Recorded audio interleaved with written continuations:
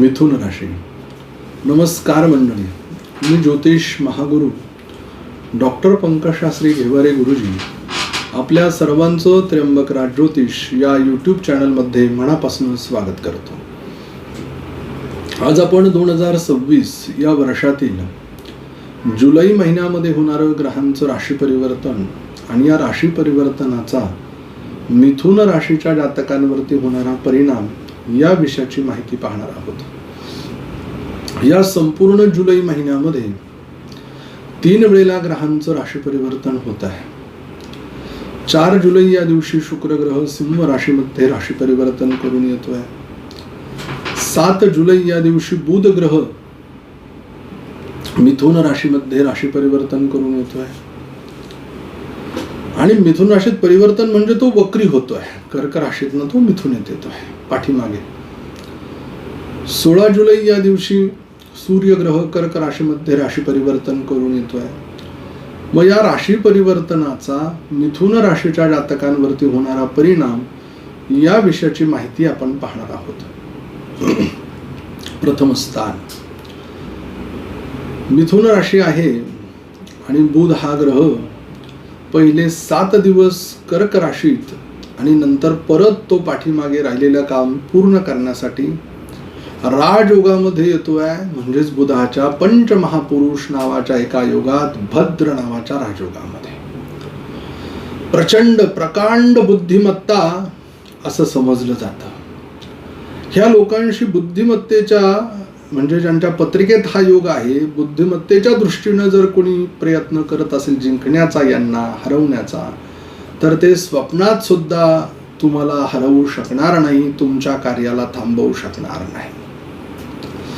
कार्याचा ओघ हा अतिशय प्रचंड मोठा असणार आहे. बऱ्याच जातकांना स्पर्धा परीक्षांमध्ये मोठं यश प्राप्त होणार आहे. जे काम हातात घ्याल ते पूर्ण करा. द्वितीय स्थानामध्ये 16 तारखेच्या नंतर ज्या वेळेला सूर्य हा ग्रह मिथुनेतनं कर्केत येईल, त्यावेळेला सूर्याची आणि गुरुची सहवास योग होता होता पुढे जाऊन युती तयार होईल. आणि धनस्थानामध्ये गुरु महाराज असणं म्हणजे साक्षात कुबेर महाराजांचं वास्तव्य असतं. कारणही तसं आहे की ते कर्क राशीत येणार आहे. कर्क रास ही गुरु महाराजांची अतिशय उच्चतम, प्रबळ, प्रकट करणारी, शक्ती दाखवणारी आणि गुरुंकांचन सन्निभम म्हणजे सोन्यावत, सोन्यासारखी चमक त्यांना प्राप्त होणार आहे. म्हणून मिथुन राशीच्या लोकांसाठी हा राजयोग असणार आहे. महिन्याची सुरुवातच माता लक्ष्मीच्या कृपेने होणार आहे तुमची. फक्त या धनस्थानातल्या गुरु महाराजांबरोबर व्ययस्थानातल्या मंगळाचा इथे होणारा हाही योग तसा पाहायला गेलं तर खूप अतिशय लाभदायकच आहे. लाभयोग आहे, त्रिरेकादश योग.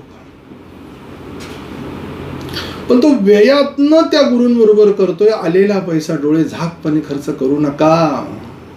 येतंय, मिळतंय तर चांगल्या ठिकाणी त्याची गुंतवणूक करा. तृतीय स्थान, या स्थानाचा स्वामी सूर्य ग्रह 16 तारखेपर्यंत लग्न स्थानात स्थित आहे. नंतर तो धनस्थानात येतोय.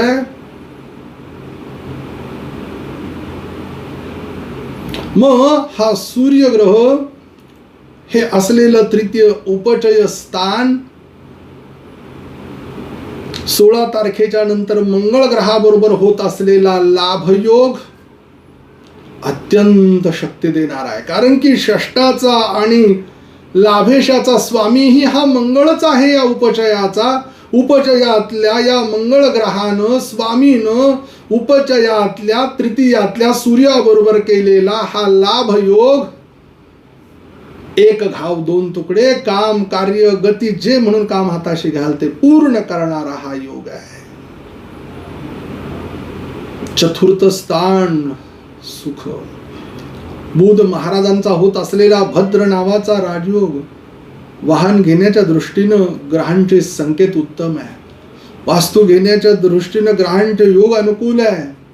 शेती जमीन घेण्याच्या दृष्टीनं कालखंड चांगला आहे. प्रगतीची तुमची जी पाऊल खूण आहे ही उत्तम उमटतील, यामध्ये ते मात्र शंका नाही. पंचमस्थान या पंचमेशाचा स्वामी शुक्र ग्रह,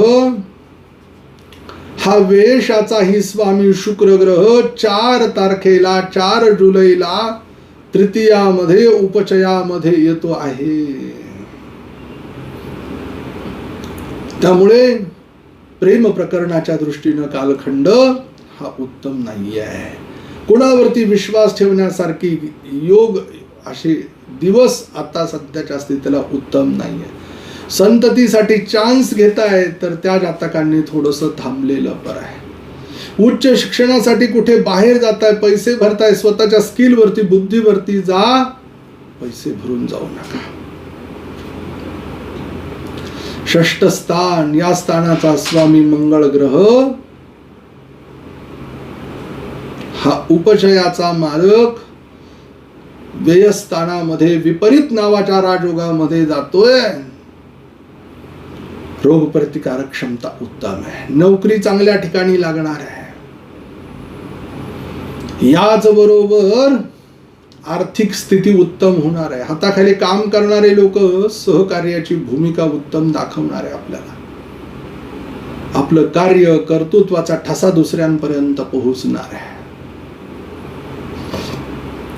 सप्तम स्थान गुरु महाराज मालक धनामध्ये, मारक स्थानाचा ग्रह मारक स्थानामध्ये, चांगल्या पतीची चांगल्या पत्नीची प्राप्ती, आर्थिक दृष्ट्या सक्षम असलेले, पार्टनरशिप मध्ये मोठा धनलाभ करून देणारे गुरु महाराजांचा सूर्याबरोबर सहवासासहित झालेला पुढे युती योग अत्यंत लाभपूर्ण गोष्ट तयार करणार आहे. त्याचबरोबर पार्टनरशिप करण्याला चांगले हिरवा कंदील या निमित्ताने इथे मिळतो आहे. अष्टमेशाचा स्वामी शनी ग्रह, हा पत्रिकेमध्ये दशमामध्ये. मग अष्टमेश दशमामध्ये कामात कार्यात गाडी चांगली चाललेली आहे, तिच्यात अडथळा आणण्याचा प्रयत्न लोक करतील, तिकडे तुम्ही दुर्लक्ष करा, तुम्ही तुमचं चालत राहा. त्याचबरोबर आमिषाची अपेक्षा ठेवू नका. कामाच्या व्यतिरिक्त पैशाची अपेक्षेपेक्षा खूप मिळणार आहे. भाग्याचाही स्वामी शनी दशमात आहे. तीर्थयात्रा, दैव, राजयोगादी गोष्टी, गुरूंची भेट, सत्कर्म, सत्मार्गावरती जाण्याच्या दृष्टीने. दशमेशाचा स्वामी गुरुग्रह द्वितीयामध्ये उच्चतम अवस्थेला प्राप्त झालेला गुरुग्रह. काय विचारावं गुरुग्रहाचं. बरेच लोक म्हणतात की कर्मण्येवाधिकार असते मा फलेषु कदाचन, कर्म करा, फलाची अपेक्षा करू नका असं भगवंत गीतेत अर्जुनाला सांगतात. परंतु ग्रहस्थिती तुम्हाला सांगते तू कर्म कर आणि लगेच फळ घे, फक्त कार्य करण्याची ताकद तुझ्यात असली पाहिजे. ह्या शनी महाराजांचा सूर्याबरोबर रवी बरोबर झालेला नवपंचम योग मेहनतीनंतर, कष्टानंतर धन प्राप्त करून देणार आहे, यश करून देणार आहे. लाभस्थान स्वामी मंगळ ग्रह हे व्ययात गेलेले आहे, पण या मंगळ ग्रहाचा सूर्याबरोबर रवी बरोबर होत असलेला लाभयोग हा लाभाला लाभात परावर्तित करणारा योग आहे. पिशवी कमी पडेल, ओंजळ कमी पडेल एवढं मिळेल. वेशाचा स्वामी शुक्र ग्रह उपचयामध्ये आहे. त्यामुळे अति प्रेमानं बहीण भावंडांना मदत कराल तर ती पण त्यांना अति पण नाही झालं पाहिजे. गरज आवश्यकता असेल तर केलं पाहिजे, त्यापेक्षा जास्त नाही. मिथुन राशीच्या जातकांसाठी शुभ अंक 4, शुभ रंग हिरवा, शुभ दिवस 13 तारीख, 19 तारीख, 20 तारीख, 21 तारीख, 22 तारीख. अशुभ दिवस 9 तारीख, 10 तारीख, 24 तारीख, 25 तारीख आहे. मंत्र आहे ओम क्लीम कृष्णाय नमः.